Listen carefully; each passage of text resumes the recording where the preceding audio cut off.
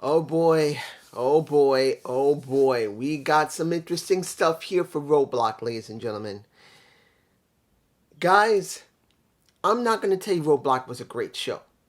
It was okay. It was an okay show. I'm not going to say it was great. But I am going to say this. The ending of the show, if it's real, damn, that's so bad. But if it's not real, which it looks like it is real, clever to make Stand and Deliver interesting. If it's not real. But this could be real. It could be. Let's open Dijak versus Tony D'Angelo. And I'm going to tell you this. When the jailhouse street fight happened, I'm like, this is a street fight. What are they doing different? Well, they got a cage, a small cage outside the ring. Anything goes. You got to put your opponent down and put the lock on. Well, lock it. You had Tony D and Starks versus Dijak, whose two fingers are taped together because of its dislocated finger. I'm surprised it didn't break it. It was luckily dislocated, not broken. Oof, thank goodness for that. It's not broken. I'm glad his hand isn't broken. It's just dislocated because of the match he had with Wesley. Was this a good match? It was a good match. It wasn't a bad match between him and Tony D. And seeing Starks there willing to take a bullet after bullet after bullet behind Tony D'Angelo is not surprising. By the time nearing the end, and I gotta say this for Dijak, he was struggling a bit trying to grab anything with his hand that he had to use his right hand with. Because every time he tried to grab anything, including that chair, and whenever he had to hit, he could barely hold on to it with his right hand. He kept losing his grip because of how his hand was like this. He kept losing his grip. I think it was his right hand. He kept losing his grip, and he couldn't hold it very well. Did his best. I commend him. Not everybody can work with a badly dislocated. Because if you remember, that sucker was bent like this. It was that bent to this way. It was that bad. But in the end, it was Starks who was willing to take another bullet for a Tony D'Angelo. Where when Tony was given one of the signature moves of Dijak that must have been hurting his hand, thrown into the cage, as it's about to get closed, Starks literally jumps in front of the door, takes it with a crowbar. Tony grabs the crowbar and starts wailing on Dijak, then manages to get him in there and manages to simply close the door, and it's over. Now, do I believe this is over? Here's the thing. Dijak really doesn't have any direction right now. Tony D does have a direction because of how he's been booked lately. So the person looks like he's getting, the odd man out looks like it's Dijak. And the one who's really getting somewhere is going to be Tony. Do I believe Tony is going after Wesley again? There's a possibility. But I think at this point, the next person do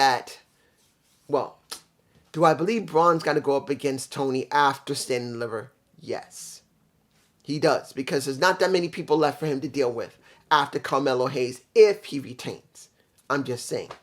Next match, 6-man tag, where you got all the Creeds and a Braum Breaker, who I just mentioned, all wearing all blue, all looking the same, versus Alan Scher with a gender, guys, you guys tell me below. Most of the match was fine, but did you notice that Jinder looked like he forgot his spot? Because there was one point during that match that Jinder was outside the ring. I'm not saying he was concussed or knocked out, but I think he forgot what he was supposed to do. Because he was trying to get back into the ring when the spots were going on with Tyr and Shin. I always forget the big guy's name. But he was trying to figure out what he needed to do. And the ref had to go over to him because I saw him call the ref over. And either he forgot what it was, or he was telling the ref something had to be done. Something was off when it came to Jinder. Either he forgot his spot, or there was something off that he had to talk to Jinder about. Because most of the match, he was outside the ring, and he acted like he forgot what he was supposed to do while he was outside the ring. He didn't even attack Braun Breaker when Julius was in the ring, or Brutus at one point. So in the end, It was the Creeds and Braun winning. No problem. Straight out, they won. And I don't think this is over. But the question is, what was going on with Jinder? Was it because he forgot his spot? Or was it due to the fact that the ref called him over and said, don't do this because something changed? I don't know. You guys tell me below. Now, I am going to say this now because you know what I'm going to end with. When it comes to Braun talking to Carmelo Hayes, he calls out Carmelo. He says, I just had this. I could have waited until next week, but I don't want to wait. He calls out Carmelo, and they are the two that, the way they described it was that when 2.0 was about to change over, when Triple H was with Shawn, and they called them both into the office and said, we're about to change. You guys are going to get a very rare opportunity. Work with it. And that's before supposedly Triple H left because of his heart problem.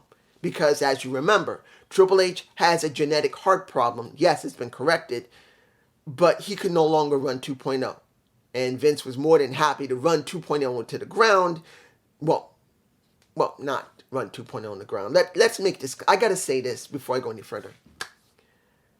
Vince was more than happy to destroy NXT and turn it into what he wanted. Because of what Triple H did, if Triple H didn't have a heart problem, I do believe that 2.0 would have happened so quickly. I think it would have taken longer. I think maybe now, a little bit later, 2.0 would eventually happen if Vince had had his way the way he really wanted. That's where I do believe it was.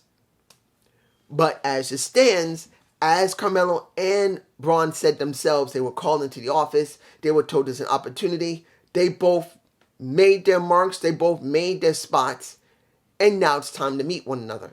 And they shook hands. And I'm glad Trick Williams was not there to interfere with it. Look, as I said before, I don't hate Trick, but Trick needs to go off on his own.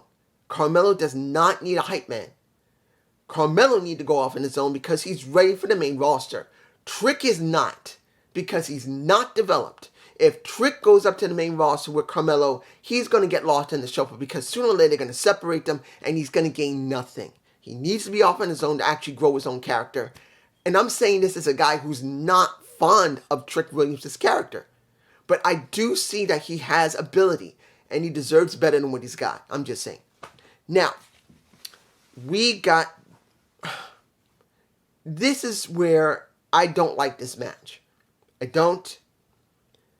Look, JC James and Gigi Dolan, why didn't they set this up to make this mean to be special? Because Toxic Attraction was so popular. Yes, it was because of Mandy, let's be honest. But they could have made this with a stipulation, or they could have... The stipulation should have been at Stand and Deliver. I think they should have culminated this match at Stand and Deliver, which it still can because of what happened at the end and Gigi getting her ass laid out by JC. She laid her out. She laid her out after the match, after losing to Gigi. She did. Was it a good match? I will say this. Just like the first match and the second match were not bad matches, but it felt like it was missing something. I felt they needed to DQ the match. They could just keep fighting on the floor and the match was just basically a double count out because they didn't stop fighting one another because they were so angry at each other. They couldn't stand each other. And that's how it should have ended. I'm not fond of double count outs or double disqualification. I'm not. But in their story, since there's no more Mandy Rose and they were the most popular with Mandy, they needed to do something special. And it could still be at Stand and Deliver before the WrestleMania, but this is just me. You guys tell me below what you think. I do believe they should have had a double count out. Flat out, it should have been a double count out. They should have never been able to finish the match. They should have never. They could have just hammered each other, then the refs tried to separate him. One of them knocks out a ref, gets fined, and brought back. And then pretty much Shawn Michaels has to do something to straighten this out by Stand and Deliver. That's what I think could have been better than this. But it's just me. Now,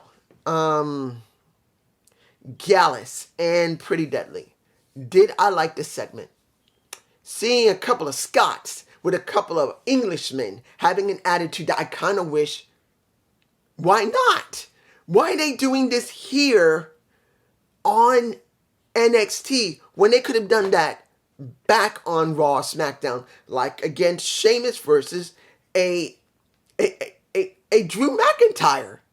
Look, Sheamus could have an entire group of Irishmen and women. Hey, and when it comes to Drew McIntyre, he's got 2 women that are Scottish.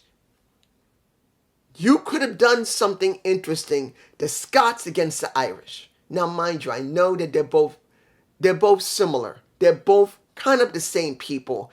But at one point, as I've learned, that the Scots and the Irish used to be the same people. Both of them went their own separate ways and made their own cultures.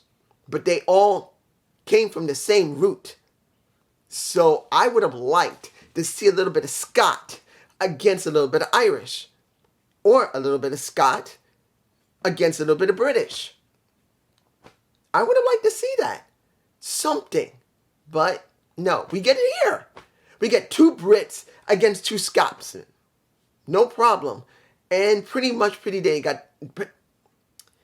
deadly getting the ass handed to him is fine. That's going to lead up into the match of Stand and Deliver. They got a month. It'll be there. At least near a month. I'm just saying. Now, still not feeling Valkyria. I'm still not feeling Valkyria. I'm not. I don't hate her. I'm just not feeling her. Maybe if she joins Alba Fire and Isla Dawn, maybe then I'll feel something from her. But as it stands by herself, she just doesn't. I'm not feeling it from her. And going with those 2, as I said before, I had a feeling that these 2 were going to work together. I had a feeling they were going to become a tag team. And now, as you see, they're messing with the tag division. I'm not surprised. And I don't know if JD is going to be fond of this. I don't know if just Alex is going to be fond of it. I'm fine with it for the simple fact they had to have someone different with the few tag teams they have in NXT. They have almost no tag teams. I think they got 3. And this 3rd one has to be unique. I'm just saying. Now, what else am I going to talk about? 2 things. Dragon Lee was making an appearance, which he did. He waved, but did not do anything. He wasn't in the ring. They just had him in the crowd. Fine. Supposing the next couple of weeks we will see him and see how he goes. Also, I'm not going to talk about Dragunov. I haven't forgotten. I'm leaving that alone to see how far they're going to go with McDonough and him. But Tiffany Stratton, she was one who opened the show. I didn't say that earlier. I forgot. But she opened the show. Was she interesting opening the show? I can take it or leave it. It wasn't bad. But it did help a little bit, I think, of the show. But since we still don't know how far they're going to go with her, and she's no Mandy Rose. Look, Mandy was here with her beauty, with her charisma, with her ring work. You got Tiffany. She is here. There's a stark difference. But it is what it is. Now, do I want to talk about Kiana, Briggs, Jensen, and Fallon? No. I'm going to leave it. I'm leaving it. I'm going to leave what's going on with those 4. I'm going to leave it. Yes, I could talk about it, but I'm going to leave it. I want to see how it develops next week. I'm leaving it. Let's move on to Joe Gacy versus Andre Chase. No stipulation. No special match. The only thing we got was Tyler Bates helping to do a little bit of meditation with Thea. And then during the match, Thea got over her fear and faced Alva Rain. And pretty much due to her doing this to... he lost.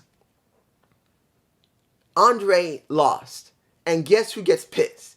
It's not Andre. It's not Thea. It's Duke Hudson finally showing that he's sick and tired of Chase U because he says we're a bunch of losers. I can't stand this. We're having an appreciation ceremony for one match. I'm tired of this garbage. It's garbage. And he walks off angry. Does that mean he's gone from Chase U? I don't know. Either he's going to try and become a member of Chase U. I mean, not a member. He already is a member. the reason I'm botching is I don't know where they're going to go with him. Is he going to try and become a member of Schism? Is he going to try and take over Chase U and pretty much get rid of Andre Chase? I don't know. I think he may try to get rid of Andre Chase to become the current teacher of Chase U because he thinks he's better. And maybe that will happen and he'll have to have a feud with him. I think that's what's eventually going to happen. I just don't know. Let's see what else we got here. The Grayson Waller effect and Shawn Michaels. I said one of two things is going to happen with Shawn. Either he's going to come out of retirement and do a match, or he's going to have someone come out and will be a proxy for him. I did say that. Was that Grayson Waller effect good? Sort of. It wasn't bad from Shawn and it wasn't bad from Grayson. But I'm going to be honest here. The gimmick that Grayson had for his effects, for seeing Twitter, I think was a detriment instead of an asset to him right now. I think he should have left it out, at least this one time. Because I think he should have just been raw Grayson Waller instead of social media Grayson Waller.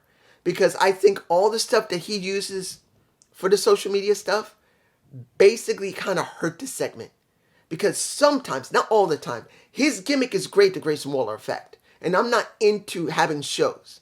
But he is more of a modern day Miz TV than Miz TV is. I'm sorry, Miz TV is not modern. Miz TV is still a mid-2000s show when he started it. Miz TV, it hasn't changed in over 12 years. Or 10 years, 10 to 12 years. It hasn't changed once. Once. The only one that made sure their show was pretty good was pretty much Chris Jericho. At least he had a TV in his ring. The Miz doesn't. The Miz is more like late night talk show. And it's tired, it's overdone. But Grayson Waller is doing something that's more modern. But I do believe this one time it should have been left out. And it could have been raw. Flat out raw. And I think it would have helped a lot more. I think it was just too busy.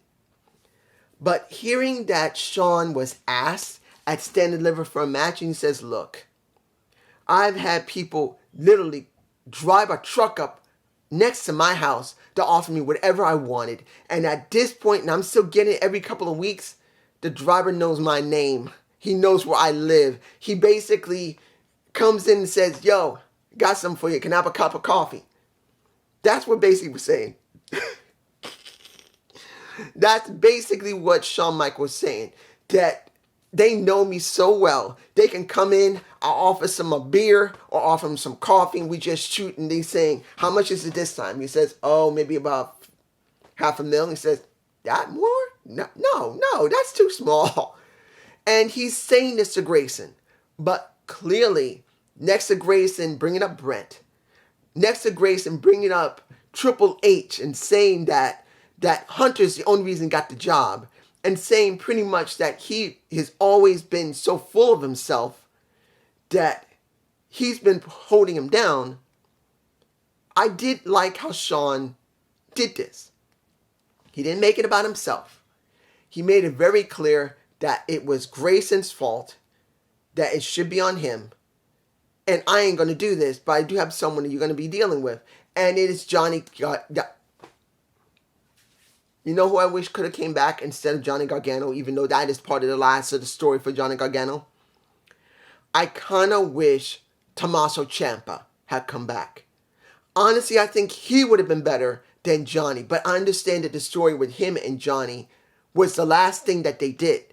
Johnny's last reason 15 months ago to leave was not just because of his, well, storyline-wise, was Grayson getting rid of him because he couldn't work. He got hurt. Even though he had a kid. You know, it's obvious.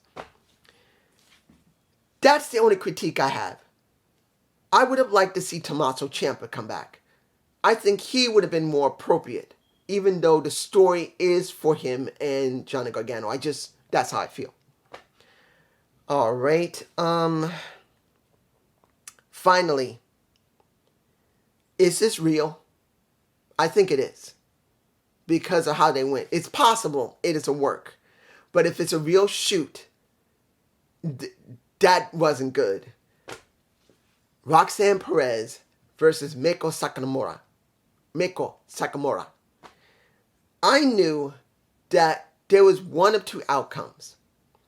There was going to be Sakamura having to lose because of some screwy reason. It had to. If they let her have that title after they just gave it to Roxanne, would not make any damn sense.